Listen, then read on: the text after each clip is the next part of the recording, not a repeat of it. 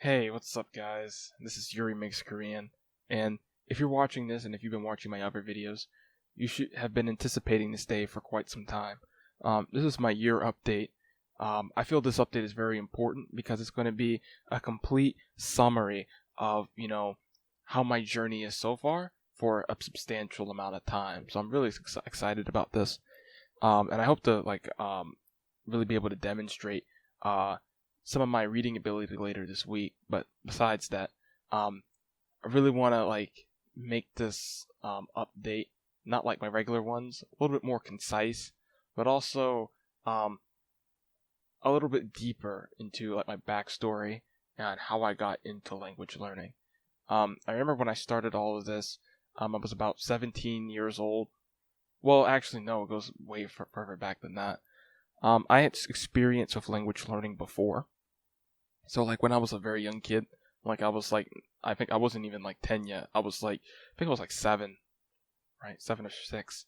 My parents bought me a Chinese course, and I basically studied that. And it wasn't the greatest thing. There were errors with it, but I was very excited about it. And I would do Chinese every single day as a kid. And I got really comfortable. I wouldn't say I wasn't fluent by any means or advanced, but I got I got to a level that I felt like, not in China. I never got into any level where I was outputting. But as a kid, when you learn a bunch of new concepts and stuff like that, it's a very unique experience. So I remember back then, I was very confident with the Chinese numbers, the shapes, things like that. And, I thought I was the coolest kid in the world, man, because I knew all that stuff. I would do the Chinese every single day. And then after that, that kind of dropped because my computer app broke or something happened. And once you got out that flow and started doing other things with your life, when I finally got a chance to redo the Chinese thing again, it was just I didn't have the same motivation towards it. After that, we had some friends who were Spanish, and I hung out with them a lot. And I wanted to learn Spanish through them. So sometimes when they would come over, they would speak Spanish to me. And, I was getting more comfortable with Spanish, and I was learning the verbs and stuff like that. And I knew the basic stuff, and I've forgotten all of it now. But that was kind of my first real experience with that. And then, like all things, something happened and I stopped doing it and I lost interest. And when I hit back at it again, it just seemed like a chore rather than something enjoyable. As I got older, I started getting into other things, other academic pursuits. I was really interested in philosophy, and this started around 15, 16. But because I was in these various philosophy groups, people just don't talk about philosophy. I always was never really into anime. I was pretty much anti-weeb, I guess, and I thought that the whole lifestyle of watching anime all day was degenerate. But these people who were in these groups, they happened to be in the anime, and they were like, "Dude," and I was like, "Dude, I don't really watch anime, or I'm not a part of that." But they're like, "Dude, man, you have to watch this one anime," and it was Puella Madoka Magica, and I watched it. And then he was like, by the third episode, you're going to get hooked. So I watched it, and I was like, oh, this is interesting. By the third episode, I was hooked. And I watched the movie and everything. I was just super into it. And then I was like, oh, man, I need to find more anime. And so I started watching Angel Beats, and I started watching a whole bunch of anime after that. And then, similar to how Matt vs. Japan says it, something clicked inside of me. And I was like, oh my god, Japanese is amazing. It sounds so cool. I got to learn Japanese. So I open up Duolingo Japanese, and then I start doing the first part of it, and then I think about it. And you should never do this to yourself, because this was really it really will limit yourself and what you do. And so I essentially discouraged myself and was like, dude, we don't want to be a degenerate, this whole weeb thing is really cringe. Plus I started justifying it and saying you'll never be able to use Japanese in the real world properly, so there's no point in really engaging it. You should probably just stick and language learning isn't for you, or you should find a language that is more practical. So I pretty much stopped language learning at that again. But later on, that I always wanted to learn a language, and so that part was still empty inside of me, and it was just full of excuses, and nothing fruitful could come out of it. So when I was about 17, our wash machine and dryer broke, and so we had to go to a part of town. It was basically a mini Koreatown.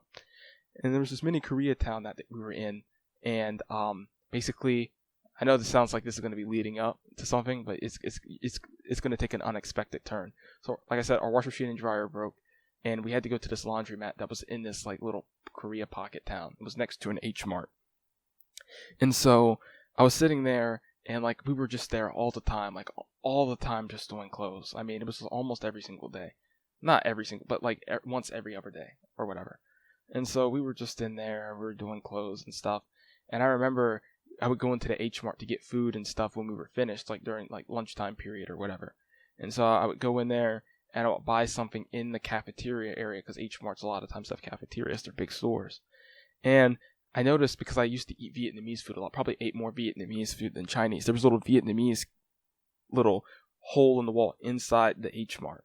And so I go in there, and I'm like, oh, I'll just get pho. And then I hear the people, I think, in there, they happen to be Vietnamese.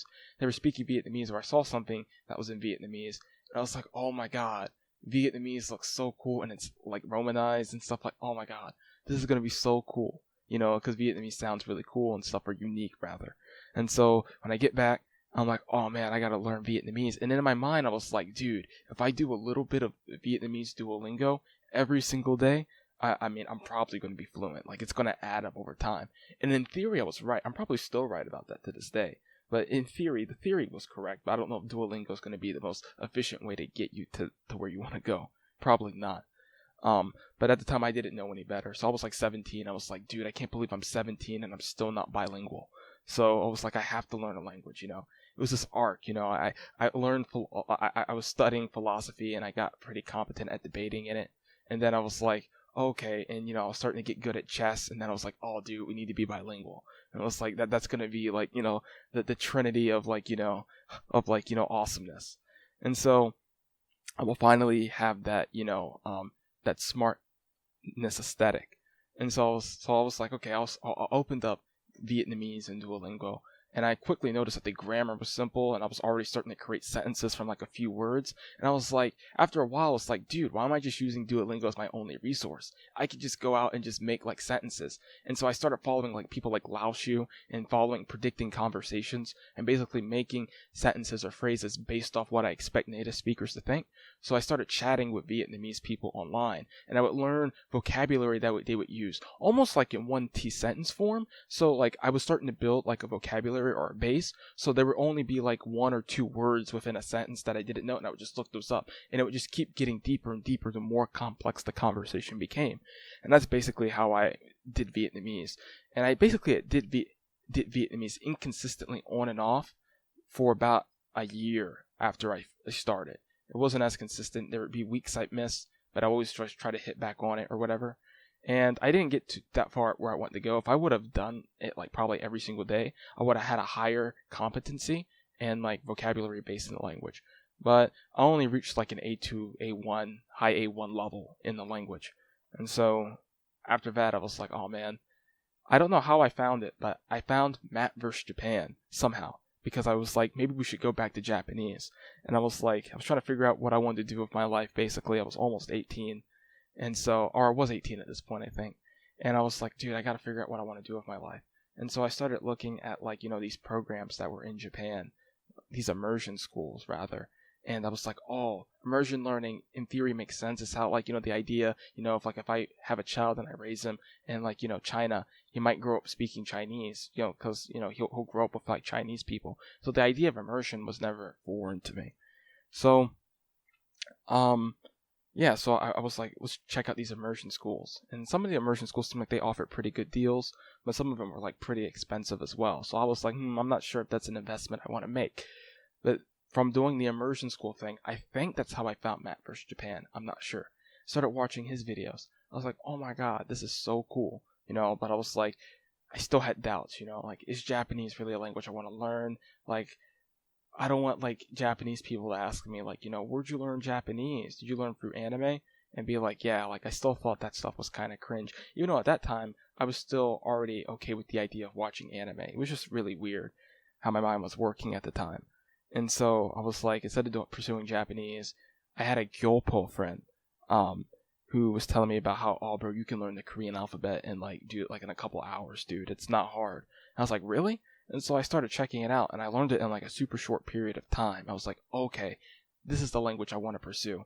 And so instead of applying like the immersion learning methods I learned from Matt, and applying them probably to do Japanese or continue my Vietnamese studies, I dropped Vietnamese and I picked up Korean. And I already had listened to Korean stuff before, so I wasn't used to listening to the language, but I already had an idea, a very weak idea rather, for how the language sounded. And so like I was like, oh, this language sounds dope. And so like, I just start, consuming Korean content. And I remember it said that you shouldn't watch, you shouldn't watch, your target language in like your native language subs. But like, but they say you can do it in like the beginning and then like slowly wean yourself out of it. But I went like completely hardcore. I said I don't need English subs. I'm just gonna watch like with complete ambiguity and look up words or whatever. And so once I did that, I started. I basically. I hope I'm not confusing of events. Oh yeah, so basically, yeah. Once I did the Hangul and everything, I was like, okay, I need to get my reading faster because reading Hangul is like very slow and tedious. And so I was like, I didn't even read anything. It was just my mind told me, just read more and you'll get used to reading it. That was just the natural thing that my body told me, or my mind told me to do. I was like, okay. And so I just start reading it and I get used to it and I get faster. And I'm at like, not a native level reading, but my reading is much more fluid than it was in the beginning. And so I was like, okay, this is great. So now I can start like, really comprehending, and I learned the keyboard and everything. And so it was just a matter of time before I got more fluent with typing with the keyboard and it not being very strenuous. And so that's basically, once I did that, I was still lost, and I didn't really have a lot of faith in the immersion method, even though I knew what the immersion method was. I was really confused with Anki and how to configure that and subs to SRS. Just everything, I seemed like I had no base.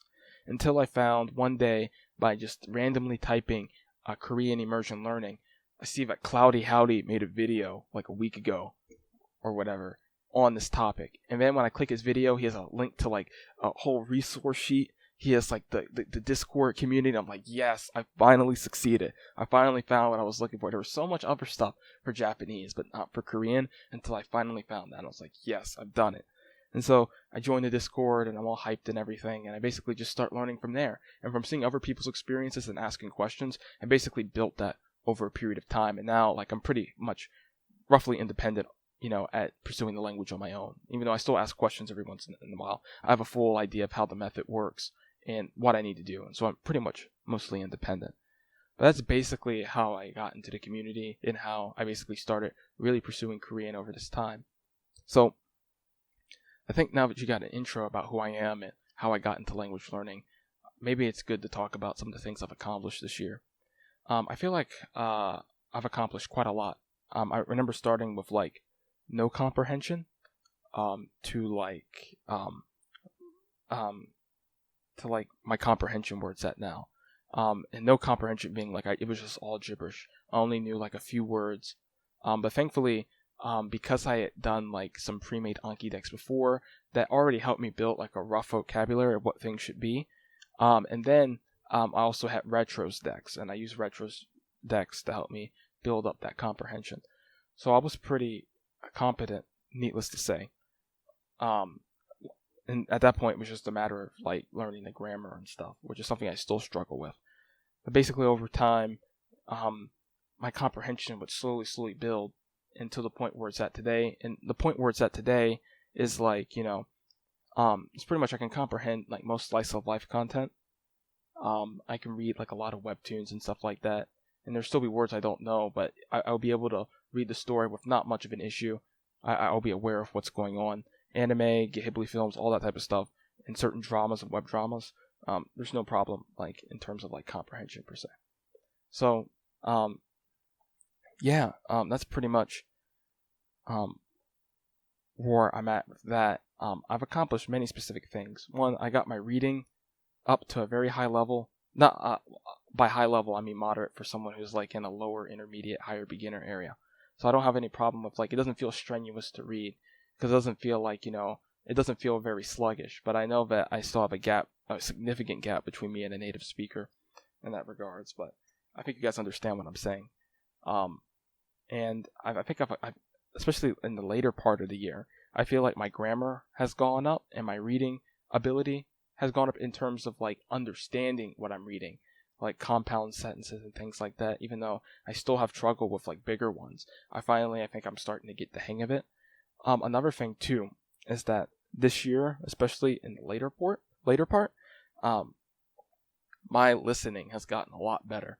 Like I remember Korean would be like a blurb sometimes, and I would only pick out like phrases I already knew. But now it's like, I guess I don't know if it's because I've been reading more or I've also been like listening to more stuff. It seems like the language, I can parse it a lot better now. Now there's still stuff that seems to be gibberish or like still like compacted in a way where it's hard for me to parse it. But I think when it starts getting that way, I notice a lot of times it's just simply words I don't know. But now, like before then, it would be words I did know, but it'd be still hard for me to parse them because it would just be too fast. But it seems that my mind has gotten a lot better at parsing the language, which is good. So I'm very happy about that. So basically, how am I going to move forward? I'm basically going to move forward this year. I'm not done at all. I mean, it's pretty much just begun. A year is just a good landmark. But I plan on reading a lot more and really, pushing myself to do like close to like 10-hour immersion. Really just immerse all day in it. Really, I shouldn't be doing anything else. And that's pretty much like where I'm at. Just like spend all my time mostly in Korean and not really taking breaks or anything like that. I know that you can burn yourself out, but I think I'm starting to get a hold of a language in a way where like it's harder in the beginning because you have less tolerance for ambiguity, but I've already built up that tolerance to ambiguity, and I understand like, I wouldn't say so much, but I understand quite a bit. So like it's very engaging to just turn on like a Korean Twitch stream and be able to like understand like a lot of what's being said right in the first like 5 minute opening. Like it's kind of weird because in English we take that for granted, and when you've been immersing for a while, it's easy to just turn on something and just immediately like almost have an idea of what was being talked about like on a live stream, even though you weren't there for it. I think you understand what I'm saying. And I've already started to see that with Korean, especially with content that I'm familiar with. Like, if I'm watching like Overwatch or like a certain game, content that I'm already familiar with in English, it transfers well over to Korean. So I'm able to identify the jargon and like the ideas that are being conveyed rather quickly when just turning on a Twitch stream. I don't have to like set myself up for it. It's just like, oh, I understood that like immediately, So basically how I'm planning on moving forward is just, I know when you start getting to this level of immersion, you kind of have an idea of what to do. And so it's just going to be rinsing and repeating, basically what I've been doing, but intensifying it.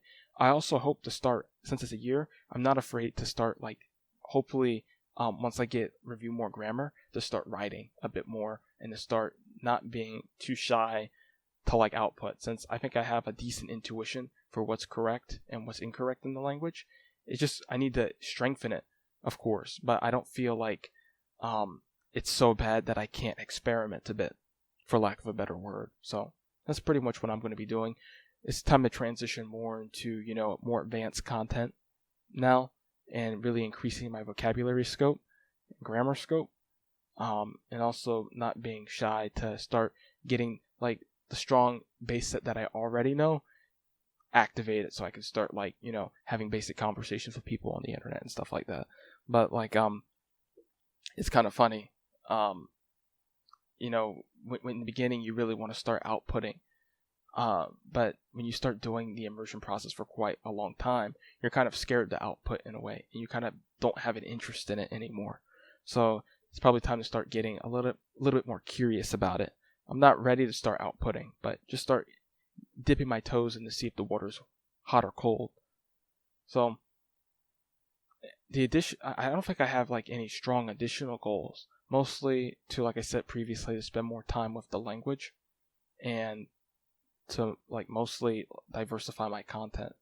So once I diversify my content and stuff like that, I feel like I'll be able to get more vocabulary gains, because I've already started to do that a bit, but I want to learn words in like a steadier slope, because I don't want to learn just like advanced words that I'm not going to see often. But I want to learn words and material that I know I'll see again, so I can activate and strengthen those words, So that's pretty much it.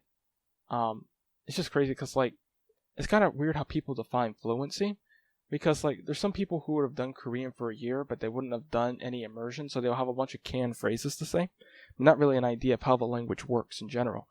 And so they would seem to have like a higher level than me, but in reality, I probably know more words. Even though like it's kind of funny, like if you watch like Billy Go Billy Korean, Billy Go Billy's video on like when will you be fluent in Korean, and he looks up like the most common words, which are like 3,000 most common words, which I'm above. Like I think I know more than 3,000 words, like a bit more, quite a bit more. But he says that like at 3,000 words, you will understand the majority of conversation in Korean, and you probably could call yourself fluent. And I'm like, it's just weird how people define fluency, because I just feel like I just haven't even started yet, So like there's so many ideas that I want to express from my native language into Korean that I just can't do. And I just do effortlessly on a daily basis in English.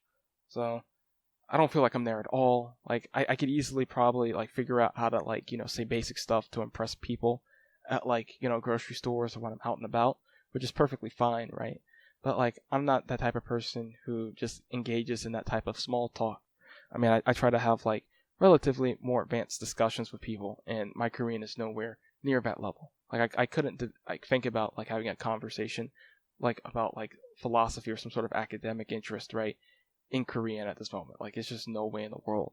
But I know tons of like bilingual friends who are like they speak like Russian, or they speak like some sort of Slavic language, or like Romance language or Germanic language besides English, and they learned English like they're ESL speakers who speak at like a high level and can have those conversations. So I'm nowhere like, I don't know how other people define fluency, but I'm nowhere near where I think I should be. So yeah, those are pretty much my other additional goals. Basically, I guess I don't want to make this too long. I want to make this more really concise, because I have other videos to make. But I guess my conclusion is, pretty much this week, I'm going to be doing an experiment, for lack of a better word, or like a demonstration of how my reading ability is after a year of doing Refold. I'm not going to be doing any raw output or anything, but just the reading analysis. And I would send it to different Koreans, I guess, and see, how I fit in, I guess, if like where my pronunciation is at, like kind of like what I need to focus on, I guess, in a way. But yeah, I just want to, I'm going to be doing like a recording of my reading ability. I'm probably going to use like a visual novel for this, similar to what Matt vs. Japan did on his channel, but in Korean. But like if any of you guys like in the comments or like on Twitter, like, have any recommendations for me to read, I wouldn't mind reading it. And I probably, if you guys want it and you guys like the video that's going to come out, just let me know and I could probably do another one. I mean, I don't care. I'm not going to do many of them, but I wouldn't mind doing an additional one if someone was really wanted me to read something. So just let me know. So yeah, that's pretty much what you have to look forward to this week. I don't want, like I said previously, I don't want to make this too long.